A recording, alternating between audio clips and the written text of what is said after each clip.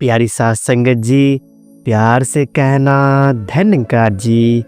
आज मैं आप सभी के पावन चरणों में एक ऐसी साखी रखने जा रहा हूँ जो सिर्फ एक कहानी नहीं बल्कि एक आत्मा की सशक्त पुकार है, जो अहंकार की ऊंची दीवारों में कैद होकर अपनी पहचान को भूल चुकी है। लेकिन जब सदगुरु माता सुदीक्षा जी महाराज की करुणा भरी दृष्टि उस आत्मा पर पड़ी तो वो कैद आत्मा पल भर में आजाद हो गई। उसे एहसास हुआ कि वो मैं जो उसने अपने अंदर खड़ा किया था वही उसके दुखों का कारण था।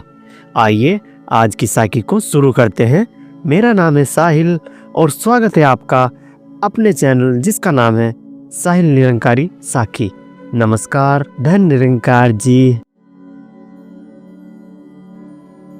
प्यारी साथ संगत जी, ये साखी है राकेश नाम के एक युवक की, जो पढ़ा लिखा था, होशियार था और समाज में उसका बड़ा नाम था।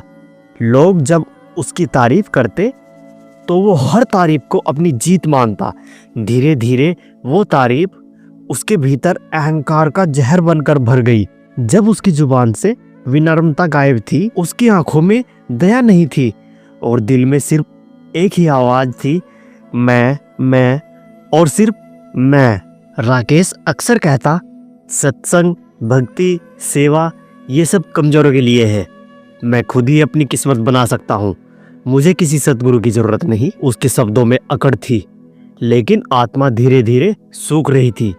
प्यारी साथ संगत जी, फिर एक दिन वो दिन आया जो उसके जीवन का सबसे अंधकारमय दिन था। उसकी कंपनी अचानक डूब गई।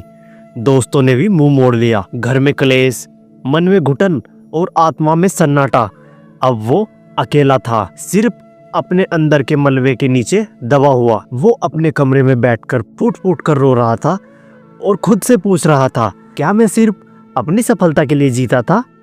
और अब जब वो नहीं रही तो मैं कौन हूँ? वो सवाल जो पहले कभी नहीं सुने थे अब चीख चीख कर उसके भीतर गूंज रहे थे। उसी समय एक पुराना मित्र उससे मिला। उसकी आंखों में शांति थी, बोलचाल में प्रेम था और जीवन में स्थिरता। उसने राकेश से कहा, अगर तू सच में अपनी पहचान ढूंढना चाहता है तो चल मेरे साथ सतगुरु माता सुदीक्षा जी के दर्शन करने। वहां तुझे वो जवाब मिलेगा जो तेरी आत्मा वर्षों से पूछ रही है। राकेश अनमने मन से सत्संग में गया, लेकिन वहां का वातावरण कुछ और ही था। हर चेहरा मुस्कुरा रहा था, हर हृदय सेवा में डूबा था, हर शब्द सुमरन बन चुका था। वही मंच पर सतगुरु माता सुदीक्षा जी महाराज ने अपने वचनों में कहा, जब तक हमारे अंदर मैं है तब तक परमात्मा नहीं। अहंकार का वो धुंध है जो इंसान को उसकी असली पहचान से दूर कर देता है, लेकिन जब ब्रह्म ज्ञान की रोशनी आती है तो यह धुंध खुद ब खुद हट जाती है। प्यारी साथ संगत जी, इन शब्दों ने राकेश के अंदर की जमी हुई बर्फ को पिघला दिया। उसकी आंखें भर आई।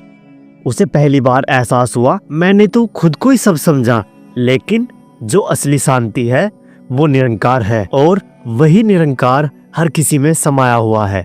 राकेश ने उसी दिन ब्रह्म ज्ञान लिया। जैसे ही उसे यह ज्ञान हुआ कि निरंकार सब में है, उसका अहंकार उसी क्षण गल गया। अब वो लोगों को नीचा नहीं समझता बल्कि हर एक में निरंकार को देखता है। उसकी आंखों में अब नरमता है, उसके शब्दों में करुणा है और उसके जीवन में सतगुरु माता की कृपा की छाया है। प्यारी साथ संगत जी, अहंकार को मिटाना मुश्किल नहीं अगर हम सतगुरु की शरण में सच्चे भाव से जाएं, क्योंकि सतगुरु का ज्ञान सिर्फ विचार नहीं बदलता, वो आत्मा को नया जन्म देता है। और यही इस साखी का संदेश है। जिस दिन हम मैं से बाहर निकल आते हैं उसी दिन निरंकार हमें अपने भीतर बसा लेता है।